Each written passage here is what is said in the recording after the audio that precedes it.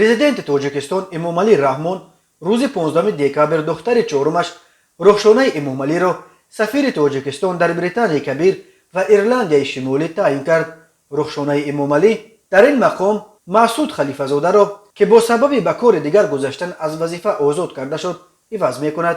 خدمات مطبوعات پرزیدنت در شرح تغییرات کادری روز 15 دکامبر بدون بردن نام رخشانه امامعلی تنها نوشته است که در هیئت نمایندگی‌های جمهوری توجیکستان در شایگری بریتانیای کبیر و سازمان همکاری‌های شانگهای نیز تغییرات کادری صورت گرفت. امامعلی رحمان و همسرش عزیزما رحمانووا 9 فرزند، 7 دختر و 2 پسر دارند. رخشانه امامعلی بعد فیروزه آزاده و تخمینه دختر چهارم پرزیدنت و همسر شمس‌الله صاحبوف مالک شرکت فراز است.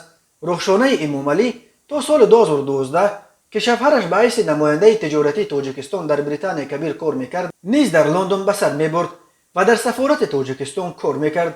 بعد بازگشتش به توجیکستان رخشانه امامعلی در وزارت کارهای خارجی به کار درآمد و در سالهای آخر در مقام معاون سردار ریاست سازمانهای بین المللی این وزارت کار میکرد. چند سال پیش رخشانه امامعلی کتابی را با نام اساسهای خدمت دیپلماتی نشر و مراسم روی نمایش را در وزارت کارهای خارجی برپا کرده بود.